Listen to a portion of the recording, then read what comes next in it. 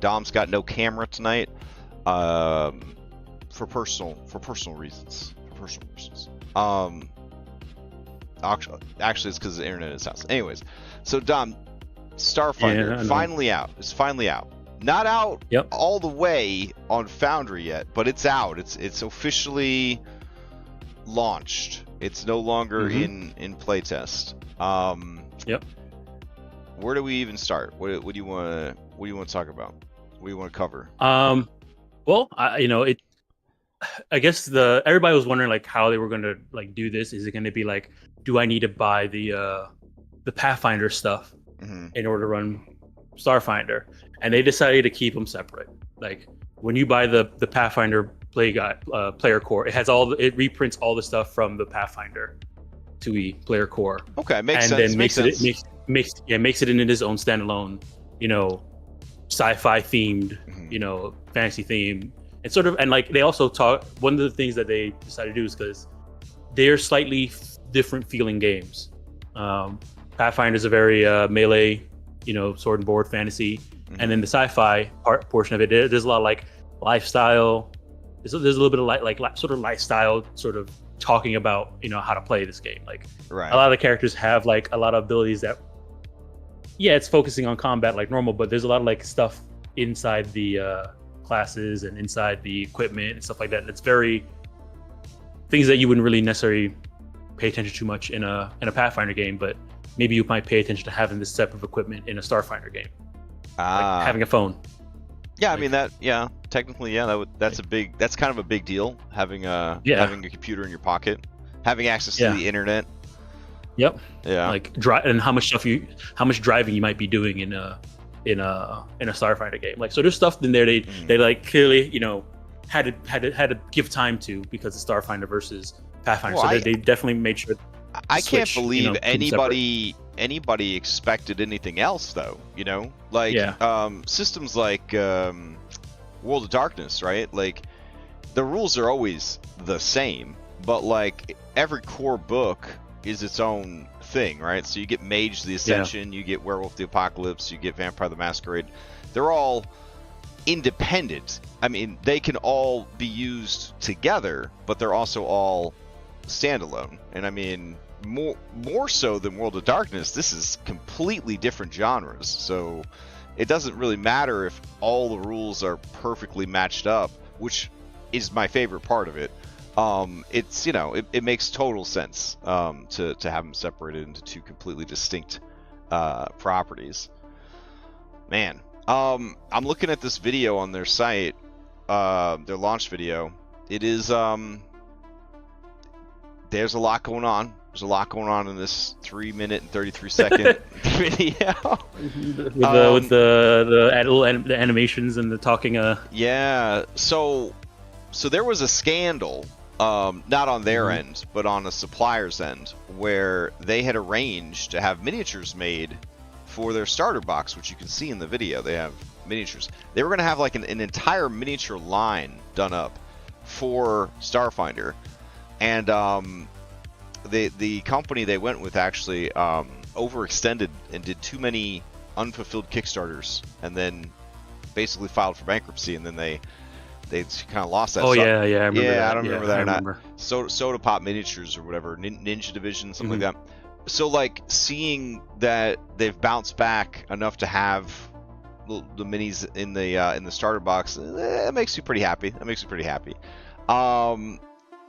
vibes from the video, it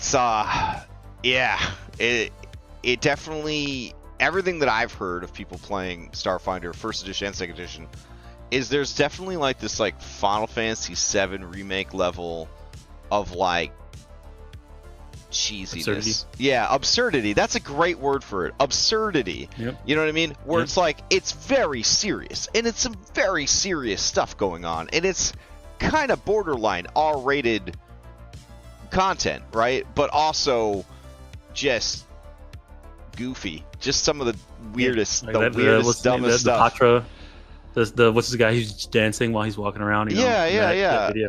It's just it definitely has like its own vibe, and like even the the aesthetics of it, like the look of it, it has a very, in my opinion, distinct like sci fantasy vibe to it that Hmm. makes it different than say Warhammer 40K or Star Wars or something like that. Yeah. Like Yeah. it does feel like its own thing, and I think that's great. I think that's great. You don't look at it and say, oh, it's Mass Effect. Never, right? You don't look at this and think, oh, that's Mass Effect. Like this is definitely its own thing, and that's cool. And I will say it is kind of like stretches itself a little bit, so that if you really wanted to tell sort of a Mass Effect-y type of story in Starfinder, you could. Oh, for sure. But, yeah, Mass Effect is fantasy for sure. Yeah. Yeah, you could. And so, but like, there's a lot of room. Like me being a big cyberpunk fan, there's like a whole planet that is just cyberpunk. That's in the lore. Yeah, and, I see that one of the starter adventures is called Murder in Metal City Deluxe Edition. Deluxe Adventure. Is that the one you're talking about? Is the cyberpunk setting? That is more like that's less cyberpunk and more what you call it, Blade Runner. So I mean, yeah, Blade Runner cyberpunk, but like how Blade Runner is a little bit more like serious and less absurd, whereas cyberpunk is very absurd. The Murder in Metal City is definitely more Blade Runner, and I end up getting that. I want to run it. I want to run it because it's pretty. It looks pretty good. It's an investigation, and so like that's a thing. Like they're willing to make their sort of first adventure be an investigation based, mystery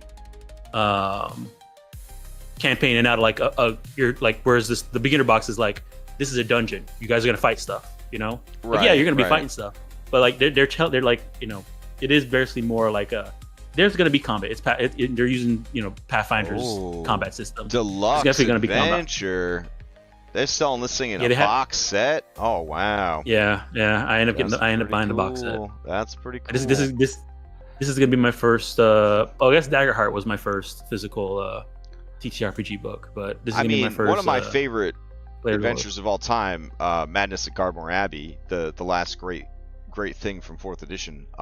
It came in a beautiful like hard box sleeve thing with a deck of many things and maps and tiles, and it was phenomenal. It's a great product because of that whole like printing and problem stuff that it had. Just got affected by it, and so like the quality of the box has been down. Like the maps aren't laminated; they're just glossy paper. The cards aren't really cardstock; they're glossy paper. Oof. Instead of having little pogs with like the standing cardstock images, they have flat circle tokens that you're gonna place on the like. They got and Paizo was like, man, what did they do this to us? Like we didn't ask for this, and so there's a bit of a. Oh yeah, they're dealing with some supply issues and distribution issues too. It's terrible timing with so much new stuff coming out for them. Yeah. But I want to run it, and I want to run something in Starfinder. Like now that it's out, like I've been jonesing, to run something in Starfinder. And well, you see this right here. You see this right here. This is the planet Eox. You familiar with that in the lore? Planet Eox. The undead. No. Okay. Oh no, Nox. Yeah. No, I do know. Yes. Yeah. So I've been listening to Dungeon Crawler Carl, which at first I'm like, oh, this is just our Extra Life marathons as a book, as a novel. You know what I mean? Like this is it's just kind of crazy. But the more I listened to it, the more I was like, oh, I know what this is. This is that undead planet in Starfinder where they have Running Man style game shows, and they have done some adventures based on that theme before. So the first adventure the first coming out, the first like. I think I lost you. Hello? Is he still there? His hotspot has failed him. Maybe. Hello? Dang. I guess I should message him and let him know that we can't hear him. Hey. We can't hear you. Oh, hey, you back? Okay. Yeah, I'm back. Okay. Yeah. So you were saying that the first adventure path. I see that we've got a 128-page hardcover space opera campaign spanning levels 1 to 5, with roughly one level of epic adventure content in each of 5 parts. Guilt of the Grave World. The Corpse Folk Versatile Heritage, the game rules for playing an Elibrian, a rare ancestry that survived the magical destruction of their homeworld of Eox by entertaining cruel undead patrons. New undead-themed equipment and spells, information about important people and places on Eox, the planet of the living dead. So, I'm a big fan of Eox. I've been a big fan of Eox since, the lore for it kind of dropped a while ago. Extra life this year. This is what I got. This is what I got cooking. All right. Eox, a planet in the Starfinder universe, is known for its association with game shows that often involve high stakes and dangerous challenges. These game shows are popular amongst the inhabitants of Eox and are broadcast across the Pact Worlds. One such show is Sphere of Horrors, where participants face various deadly challenges. The game shows on Eox are described as blood-sporty and can be extremely dangerous, with participants often facing life-threatening situations. For example, one game involves a hot potato that explodes, with the explosion condition changing each round until only a few participants remain. Another game is the Eoxian Death Race, where racers compete in deadly races with traps and combat, and the undead participants can be resurrected if they are killed. Additionally, there are references to a Hall of the Living reality TV show on Eox, which has inspired various homebrew adventures and scenarios. These shows often involve over-the-top death by game show elements, and there are suggestions for adapting existing Starfinder Society scenarios or creating new ones. In some homebrew scenarios, the game shows on Eox have been designed to include a variety of challenges, such as televised board game, where teams compete on a giant game board with traps and prizes, and a sliming element similar to Nickelodeon shows. These game shows are known for their intense and thrilling nature, providing both entertainment and danger for the participants. So, what I'm thinking is this is a 100% in lore Starfinder Extra Life marathon. Yep. It just takes place on the world of Eox. People have signed up to try to raise money to deal with a plague or something that's affecting several planets throughout the galaxy, and also we're helping raise money for Extra Life. So I'm kind of into it. And I love the fact that the two systems can be just mashed together so seamlessly, because you could have Unga Bunga Caveman, whose planet is being wiped out by this plague, but was offered a chance to go on the show, and they're just playing like a human barbarian or whatever, right? And then you could have Jellyfish Psychic hacker, you know what I mean, in the same party, forced to survive against all odds. I just love that stuff. I think it's really really good. So I'm very excited for Extra Life this year. And there's a part of me that has always just kind of I just love dungeons. I love super dungeons. And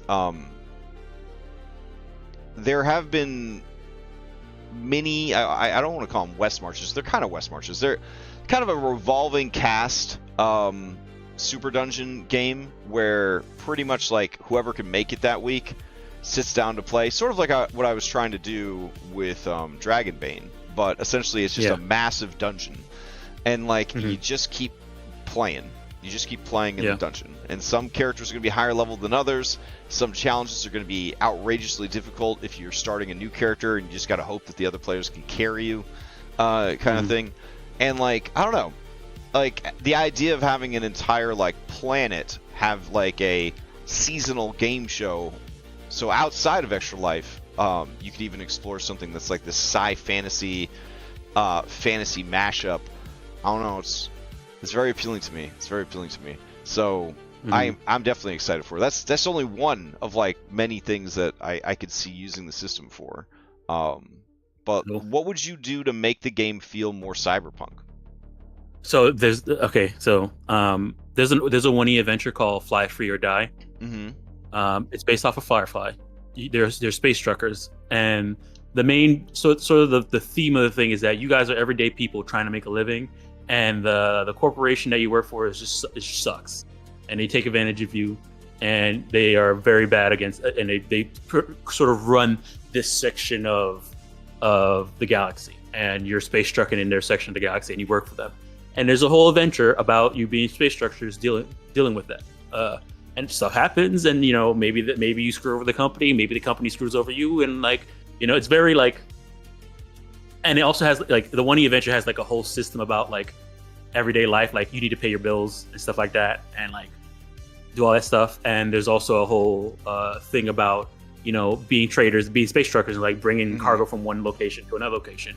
And so one of the things about Cyberpunk that I really liked in terms of the game and the campaign that I ran is that you were very much like people trying to make it, you know, dealing with, you know, I need to pay my bills, and you know, I'm not gonna be a hero because if I be a hero, I'm screwing myself over and I need to pay my bills or something like that. Right. So that's very hard to do in like a fantasy game like this, you know, like because you become superheroes at the end, right? Oh yeah, no, but like this is, a certain amount of grit, a certain amount of resource deprivation definitely forces some role playing. Definitely forces some heavy role playing. So this is normally this 1E adventure was 1 to 12, right? But it was 6 books for 1 to 12. I could definitely pare that down, and I don't need to have everything. And a lot of stuff I don't want to take it because back 1E adventures had a lot of like they just do side quests for a while, you know? Yeah, they would literally tell you in the adventure, okay, so if they haven't reached level X by now, you need to go have them grind XP, and then continue the adventure. It's like what? Yeah. So my plan is to sort of convert that into like maybe like a 3-book thing. That's going to be, you know, probably maybe I go up to 8 or go up to maybe 10 at most, 10 at most maybe, because the kind of stuff that happens at the end, like so I would just say the tagline for the thing is that you guys go from rags to riches and then ruin, and so that's like the tagline for it. And so there's going to be a moment like I don't want to spoil it. I'm okay with spoiling this part if anybody's watching and wants to play it. There's going to be a moment when, you know, they probably do make it pretty big, and then at that point it's okay. You guys are like superheroes because you're gonna have to defend yourselves. Right. Know? And so it's okay. I'm okay with it getting up a little high, but I definitely want to like, you know, go through this adventure. I already read the first book and the summaries for all the other ones, and it's like, okay, this is pretty cool. And it and I looked at the way they do their in order to keep it, you know, grounded, they separated credits from what you need to survive. Like the resources that you need to upgrade your ship and the resources that you need to live your lifestyle, the separate resources that in this sort of ecosystem, it's hard to get. Okay. So you can go ahead and buy your you know, weapons and stuff like that because of the credits you have. But if you want to, like, you know, handle this sort of situation, you need this specific resource, and this specific resource is only traded by this specific resource. Okay. So that can make it a little bit grounded. But that campaign has a very cyberpunk sort of absurd situations, dealing with an evil corporation that does not care about you, and the fact of the like sort of morality of like selfishness versus and selling your soul to the corporation for selfishness, or helping out your fellow person, even though it's going to make things very difficult for you. Oh yeah, no, I definitely feel that Starfinder has more in common with Cyberpunk than it does with Mass Effect, for example. Like, for sure. There's definitely sort of this gritty acceptance that in order to conquer the galaxy, a certain amount of corpo capitalism would kind of be driving that motivation. So in the lore, there's actually like a religion of people. I think they model it off of. Actually, no, I'm not gonna say anything. But there's like a religion there that they the whole entire religion is about gaining as much wealth as you can, because the act of gaining your wealth means that you can, you know, pay for your salvation at the you know, when you die. Like you need to gather as much wealth as you can. Like, and there's like a whole like god for it, and it's not Abadar, it's a different person. Interesting. And that's part of that. And a lot of corporations are kind of, yeah, we're doing that. That's what, that's our they have like there's like a whole like society. They like fly around like golden, when expensive technology can literally give, extend your life and give you immortality. I mean, I could definitely see that being a huge motivation for anybody. Yeah. Man. So it's pretty fun. Okay. And I know one thing. In Strength of Thousands, we took like a 3-week break when Leah was in Japan, and I ran like a little 3-shot for in a Starfinder 3-shot. Mm-hmm. And it took place on a world called Akaton. It's Mars. It's pretty much Starfinder Mars, but they pretty much have a night city on that. That's cool. On that planet, and that's where it took place. It's built inside of the cliff of a giant crater. There's like a giant like scar cut throughout the entire planet, which nobody knows where it came from. Maybe something bursted out of there at some point, and they built a city has a bunch of levels climbing up and down that sort of cliff face, and it's pretty much Night City. Very cool. Yeah. So I'm really excited for it.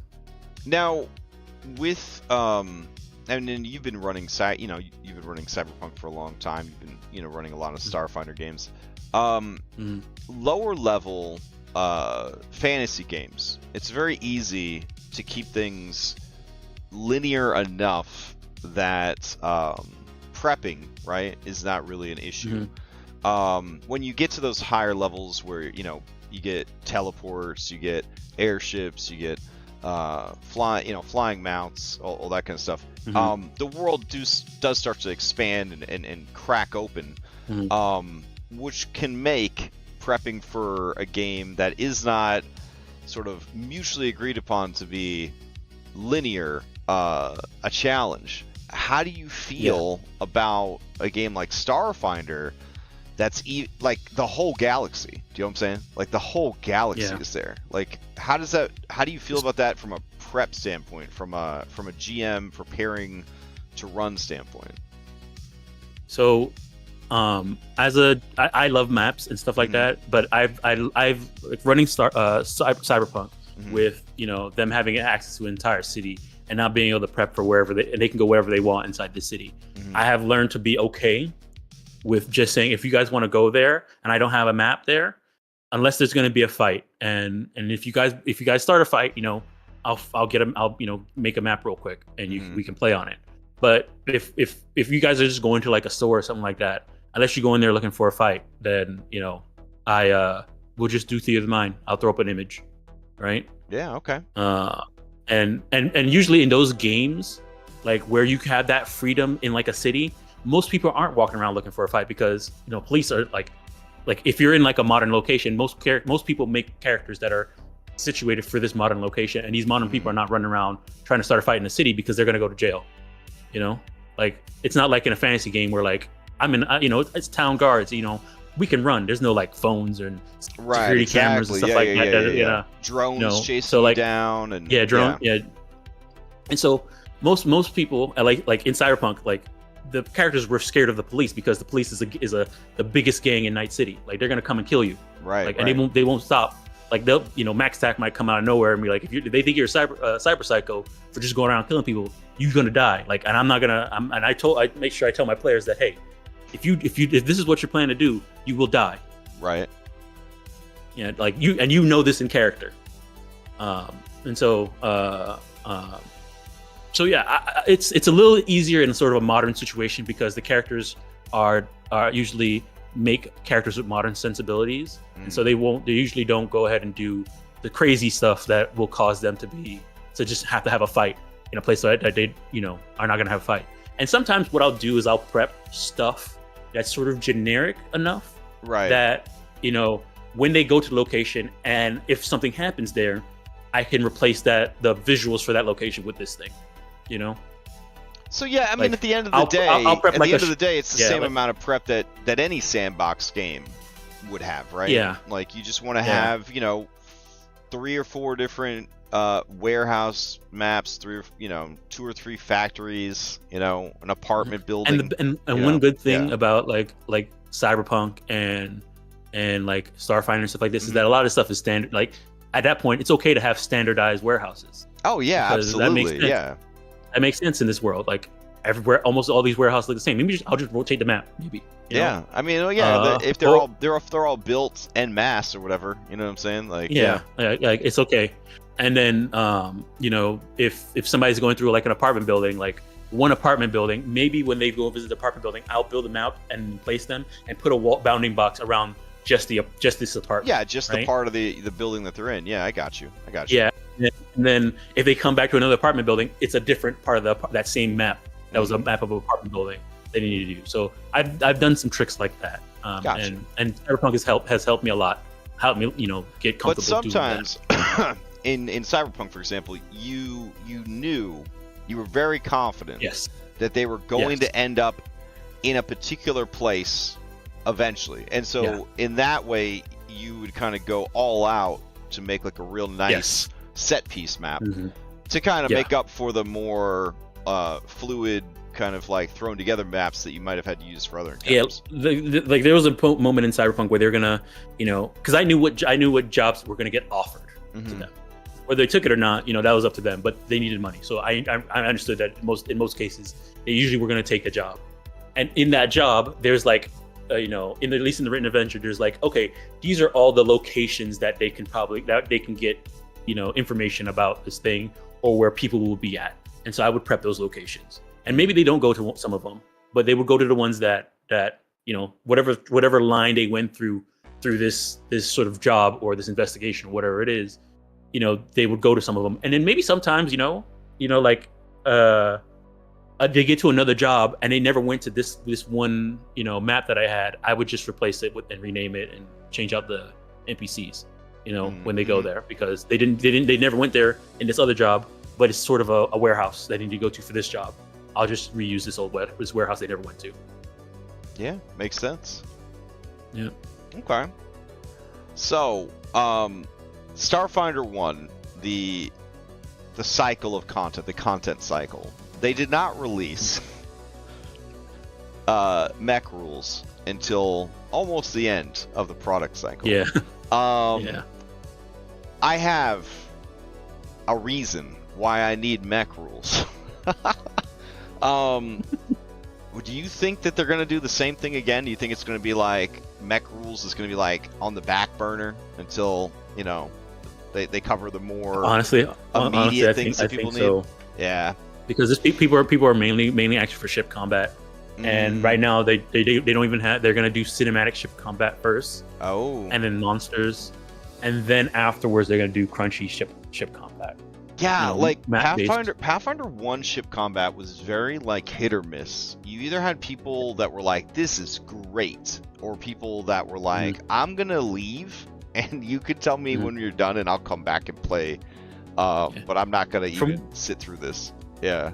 From what they're saying is that they want to make it so that characters can use their characters in ship combat, because they say what the problem is a lot of time when people do when you do like stuff like this system like this, you stop using your character that you invested time and effort into building, right, and you start using something else.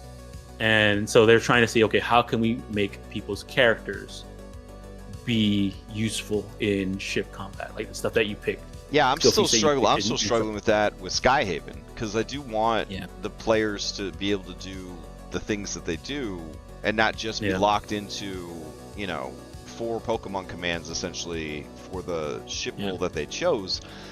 But like, ship big, you know what I mean? And like, it is. Movement slow when you are a Pathfinder character. So like, if you've only got a 20 or 25 speed, you can't say like, oh, well, I'm going to run down to the, engineering deck and help, because that might take 5 minutes, which is 500 combat rounds, or 50 combat rounds. Yeah. So it's like, that's a long time, to not be doing anything because you're traveling from one area of the ship to the other. So like, it does create a weird situation where either the ship's the star of the show or it's cinematic. But I do think that there is a way, and I'm still working on it for my airship stuff for Skyhaven. I do think there is a way to do it. what I'll probably end up doing for mechs, at least for the Voltron inspired game, is go sort of a Xenogears route. I don't know if you're familiar with Xenogears, but like the PlayStation game, not the Xenosaga sword waifu collection stuff. I'm talking about like the real Xenogears. Yeah. They jump inside their mechs and fly around. Yeah. So they had two modes, right? There was mech mode, and there was not my mech mode. And then sometimes you would get to a place where your mech just couldn't fit. You know, like you got to go inside this human-sized building and shit like that. So like you should definitely look at the Lancer stuff. Yeah, because, like honestly, what if we just stopped playing Starfinder? Then played Lancer, and then we just went back to playing Starfinder. You know what I'm saying? Like, honestly, maybe, that would be really good, right? Wouldn't that be fucking good? Like, Lancer's a very fun mech combat game. We just have okay, everybody, log into the other game. You know, it's you're in your mechs now, and we can just do that back and forth. Like, sometimes the adventure takes place in the Lancer, sometimes the adventure takes place in Starfinder, depending on what you're doing. I don't know. Maybe could be cool. Yeah, could be cool. Yeah. The other option would just be you have two characters, right? You have like sort of like what we did with well, I guess it's different than Witchlight because we did like mashups, but like you would maintain two character sheets. Yeah, character sheets. Yeah, your mech, which would be just overpowered, and then your normal character. And then the idea is, of course, that your overpowered mech is only really going to be challenged by kaiju and like other overpowered mechs, essentially. Which is kind of fun because in Xenogears they did the same thing, where if you were in your mech but you ran into non-mech enemies, you would literally just go step on them. Like that was like in combat, you just step on people and squish them. The easiest way to do that, is just have why not just make two characters? Yeah, like you have your character, you just make another Pathfinder character. Yeah, like, and your other Pathfinder character is your mech, and then it gets mech abilities. You know what I'm saying? Yeah. And then all of the mech stuff, basically, you don't even have to like change the scaling, because you could say, a person cannot hurt a mech. You know what I'm saying? Like the mech is too powerful, but like a mech can't really engage with like a non-mech opponent because they're too weak. Do you know what I'm saying? So like they could just have the same stats, but they can't ever coexist in the same combat, because if you it's like fighting a building. You know what I mean? Like you can't fight a building. Yeah. So that would be a way to do it without having to use Lancer, without having to switch to a different VTT world, and still keep everything in the new like Starfinder system. It'd be kind of cool too, because your mech could be a different character class than you. It could be a different you know what I'm saying? And then it could even, like, on the one Voltron reboot, the Netflix reboot, which was very good in my opinion. It started strong and it ended. It ended okay. Like it didn't end great, but like, you know how you could do this? Well, what? Yeah. You make your Starfinder character starts at level 1, your mech starts at level 10. Oh, nice. And then this campaign only goes up to level 10, but your mech, as you gain more power, that's what gets to level 20. Nice. So every time you gain a level, mech gains a level. So by the end of the campaign, you're a level 10 person, which is pretty impressive. But your mech is like god tier. Yep.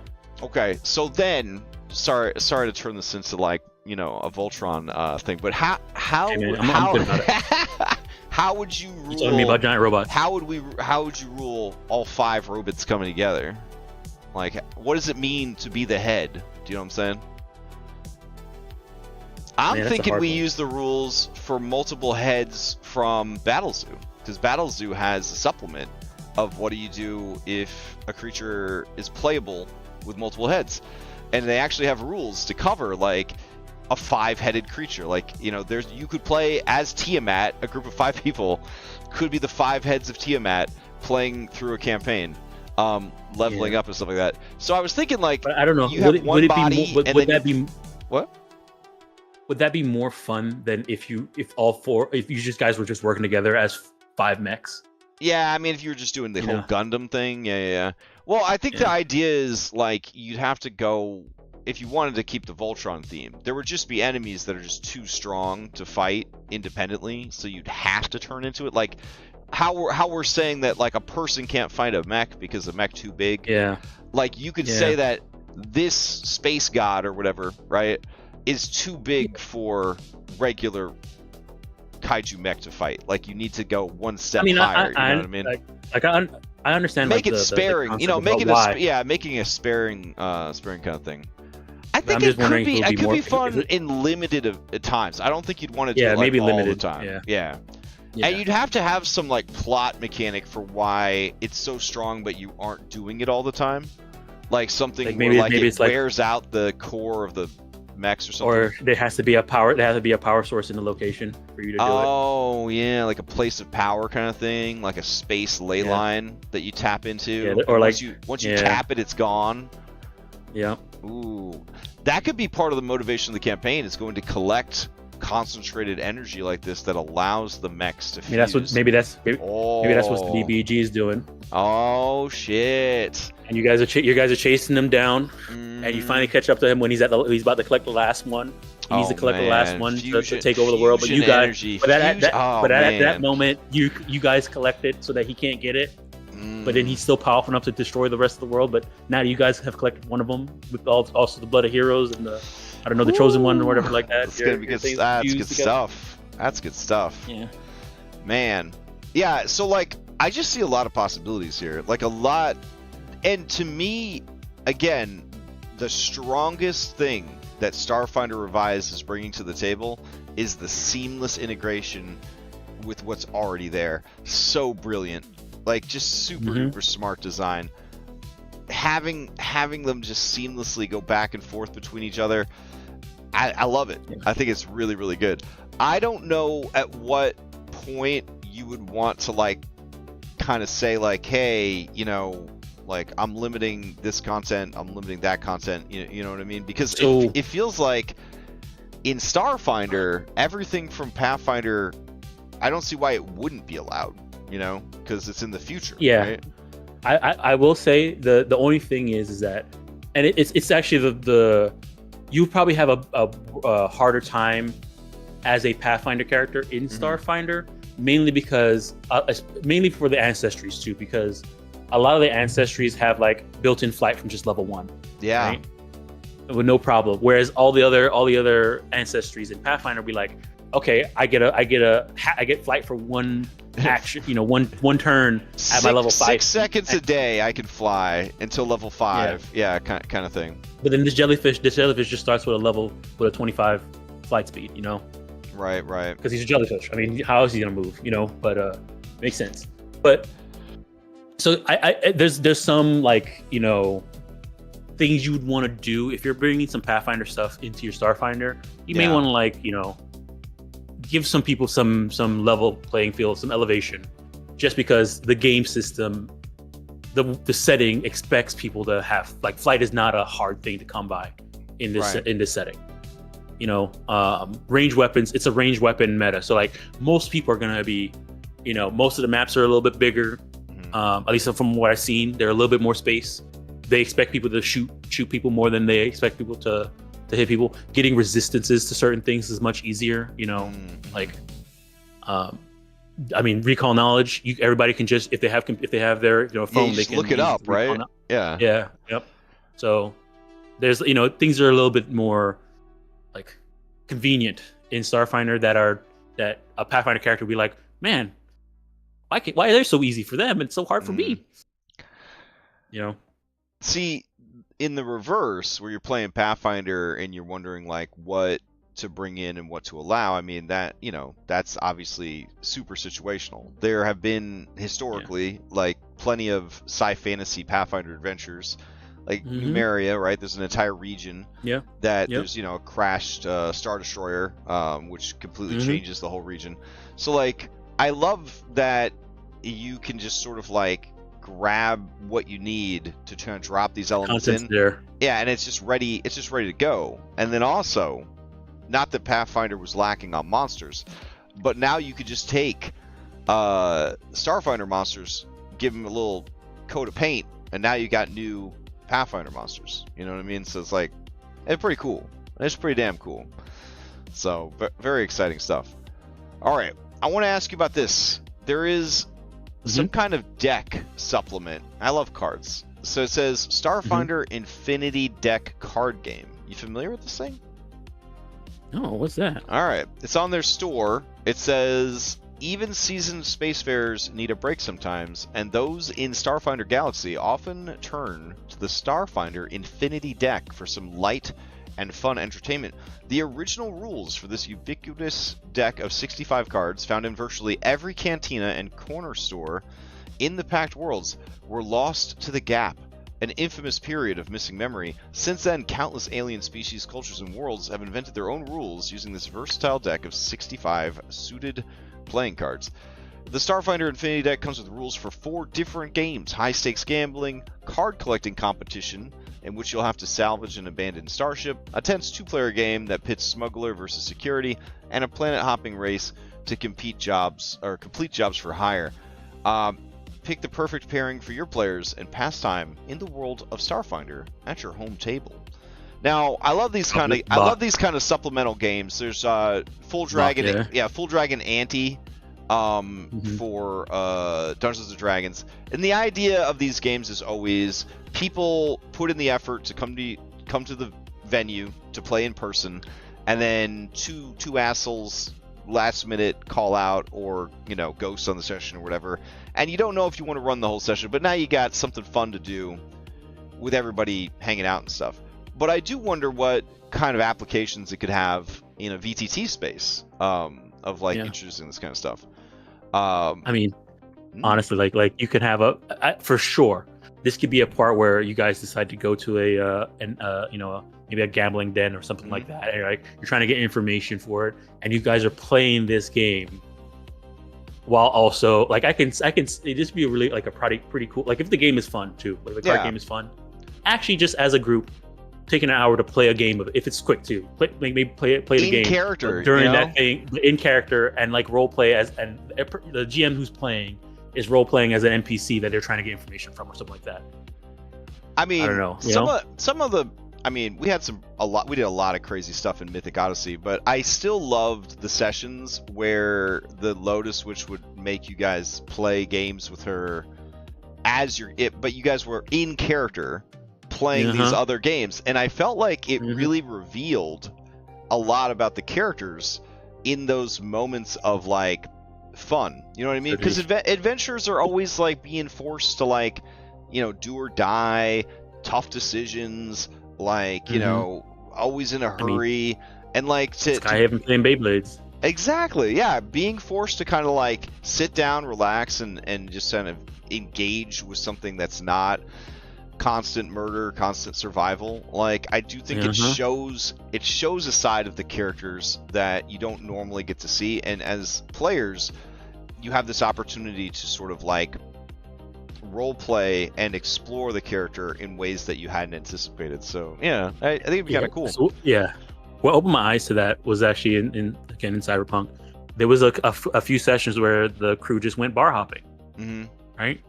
And they would meet random people there, and then those random people would be like, hey, there was actually a part where they went to a gambling house and they were trying to gamble, and there's a whole gambling stat in Cyberpunk. So they went through and did that. But it is fun when you have those just living their life moments inside and doing a fun thing, just doing a team building exercise in character. Yeah, no, I get it. I don't know. I don't know if these cards are going to get the any kind of VTT treatment, but they seem exceedingly simple in their design. So I feel like it could be something easily kind of set up for a game using the card mods that we already have. Makes me very curious what the 4 games are like, and the other games that might be created for it. But it could be kind of cool. Could be kind of cool. They're saying 1 to 5 players. It takes 10 to 30 minutes. So that's pretty good. Yeah, exactly. And again, we call them small box games. But like small box games are perfect for like D&D groups that TTRPG groups that meet in person, and people get there early. People are running late. The GM runs out of stuff that's prepped, and they end the session early, but they also don't want to like end the night early, so you bust out a few of these like small box games. So I do love the idea of these being in world, so that you could kind of enjoy them in character, as like as a role playing exercise. Very, very cool. Yep. So, yeah.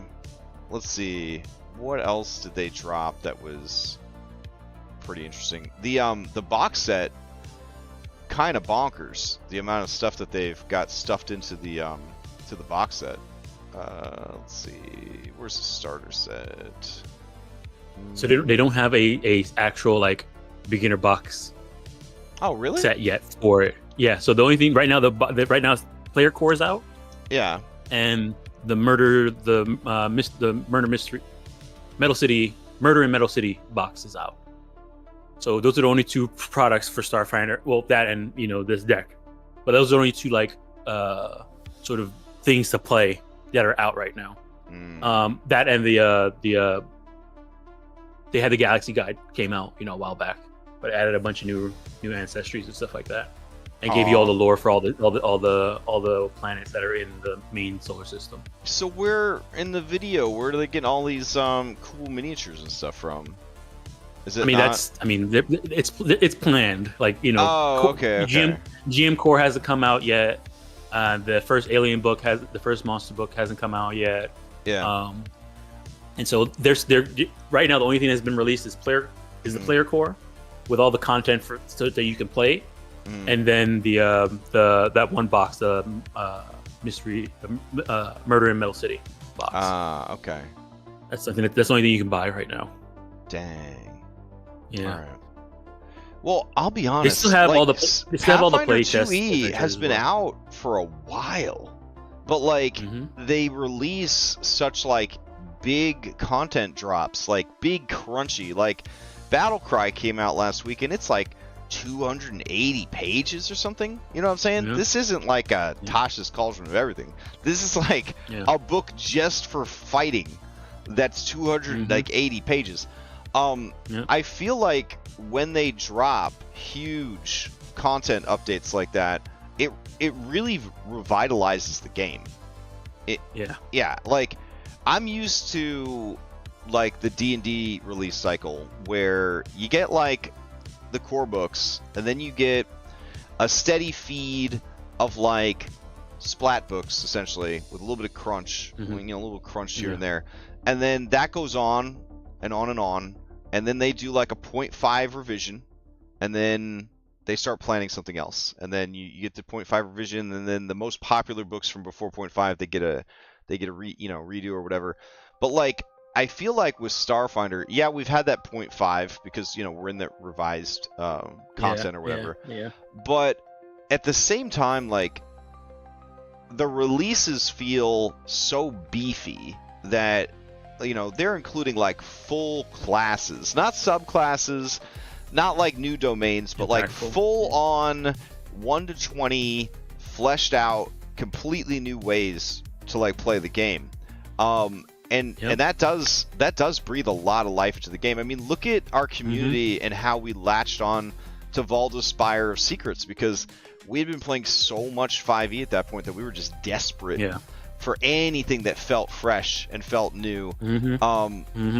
Meanwhile, they're releasing these 250 plus page crunch supplements, right? And if you want splat supplements, they release a couple of those a year too. You know what I mean? Like they release books that this entire book is just about the Mwangi Expanse. It doesn't have like a bunch of new monsters, classes, like stat stuff. It's just talking about the world. You know what I mean? And I think that's great. I really have, after 2+ years of playing Pathfinder and getting excited for Starfinder, and occasionally dipping my toes into it. I think I am a fan of the whole thing. I do think it's really good. And one of the things that's really made me kind of come around to the Pathfinder Starfinder way of doing things is two big things have happened, but maybe three. The first one is this new Tuesday group. They're all 5e players. They're coming in with no Pathfinder experience at all, no Pathfinder 1, Pathfinder 2 experience. They're just coming in just 5e. And the wonder and the joy that they have it in their voices as I tell them, like, you move up, you climb the ladder, and then you only have one action left, and they're like, incredible. You know what I mean? They're like, can I move again? Yeah. It's like, you sure can. And they're like, I move again.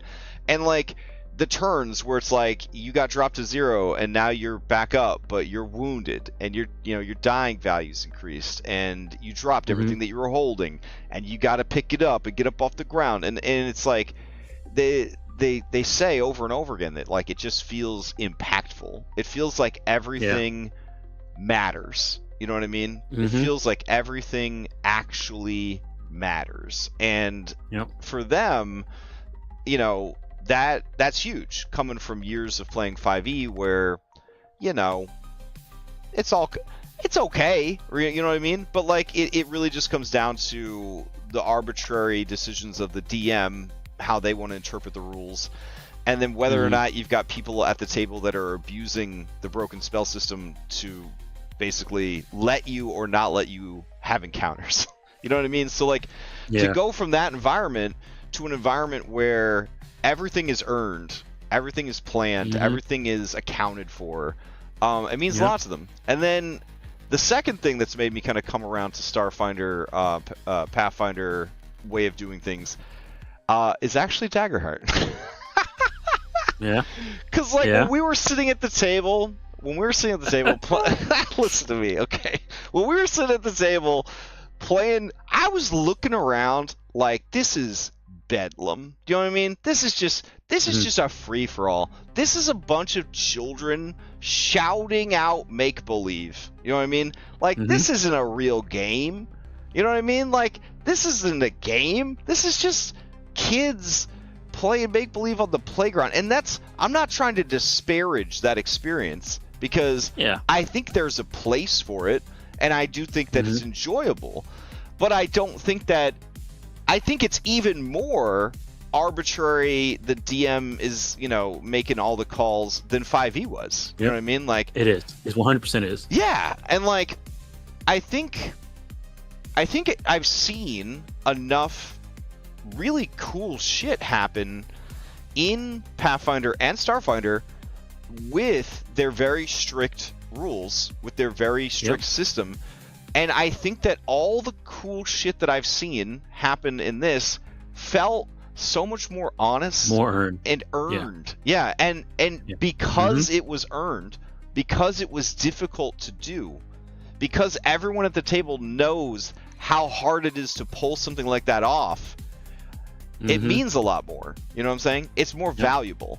And so that was There's like a moment. This is what I'm gonna explain. I know exactly what you're talking about because there was a moment in Strength of Thousands where they were like in like a prison fighting and stuff like that, and there was a guy who was trying to run away to go get help,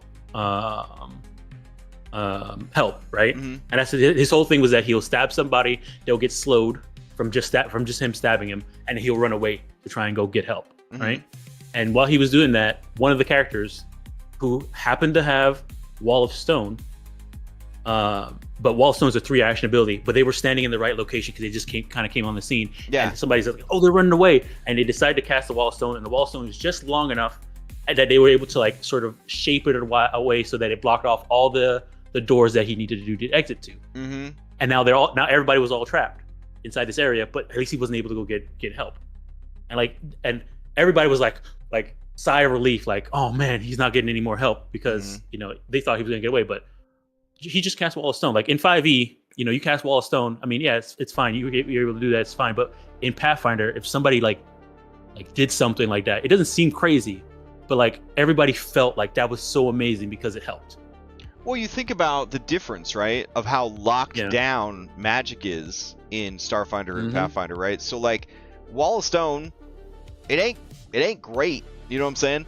You only have 3 actions per turn. This is you're not moving. You're not taking a 5-foot Yep. step. You don't get a bonus action. Yep. Like this is your whole thing is trying to make this Wall of Stone appear.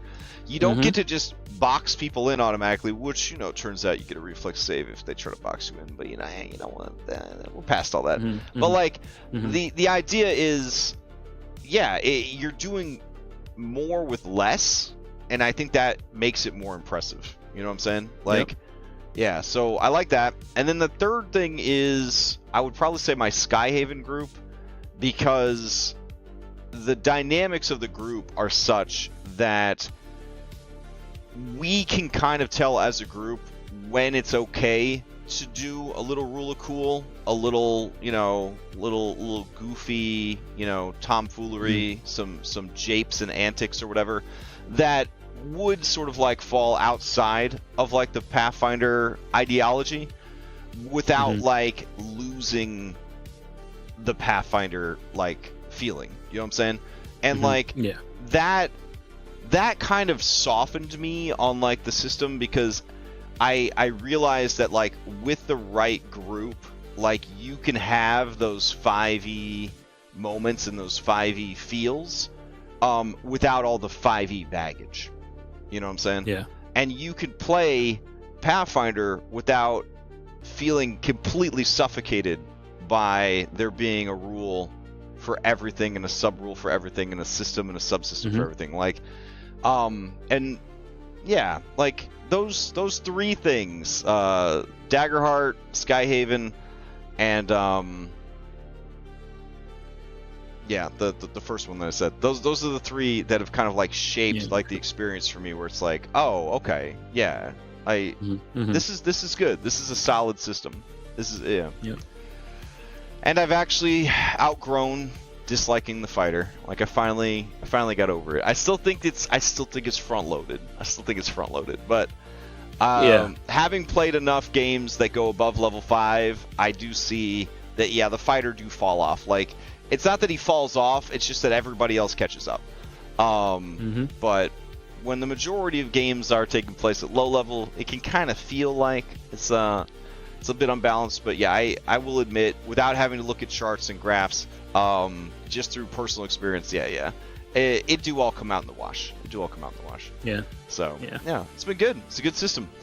So I know that you made a promise that you weren't going to run a ton of games. And you're locked in to Strength of Thousands for the next 4 or 5 years. So when do you think you're actually going to have time to run Starfinder? So I will say, right now I'm in 2 games. I have Strength of Thousands, and then I'm in Thursday. I'm in Ruby Phoenix on Thursdays.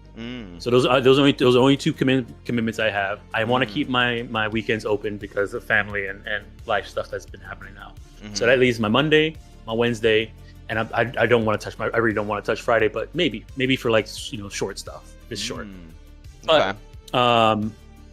But also, because of what we talked about, I now have a new bill. So maybe I should run a second game. Maybe. Maybe I should run a second game during the week. Wow. Who knows? We'll see. Yeah, I'm gonna see how the Starfinder centric Extra Life goes this year. See how I feel about it. I have not abandoned my dreams of a Voltron TTRPG campaign, and I do feel that Starfinder is the right system for it. After all these years, do it. If it's on a day that I have available, I'll be signing up for sure. Yeah, it's I mean, I've been working on this campaign in the background for I want to say 7 years at this point. So it's definitely something that I eventually do want to do. And it's gonna be like, man, I'm gonna be pulling in all the feels, all the 80s anime feels. I'm gonna try to get those somehow concentrated in there too. I'm ready to be in my lion mech. Oh man, turn into a foot. Gonna kick somebody. Well, I do like the idea that like the mechs like can be designed by the players, and you know what I'm saying. So like, I can't wait to see what kind of horrible amalgamation of robots the Voltron ends up being.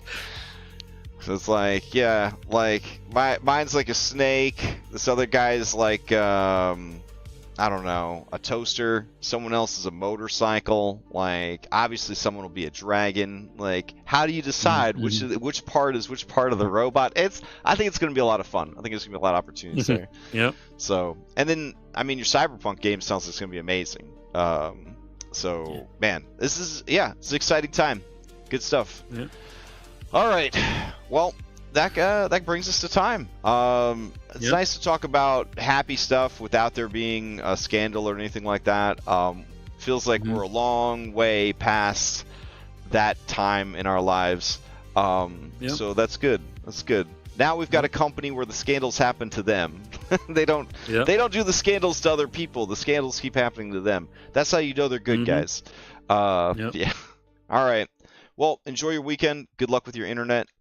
And everybody out there who hung out or is listening to this after the fact, I hope that you are also excited for Starfinder. If you haven't tried it before, it is a lot of fun. And if you like Pathfinder 2e, you already know how to play. You already know how to play. So might be worth joining like a short game and one shot just to kind of experience it. All right. Well, night, guys.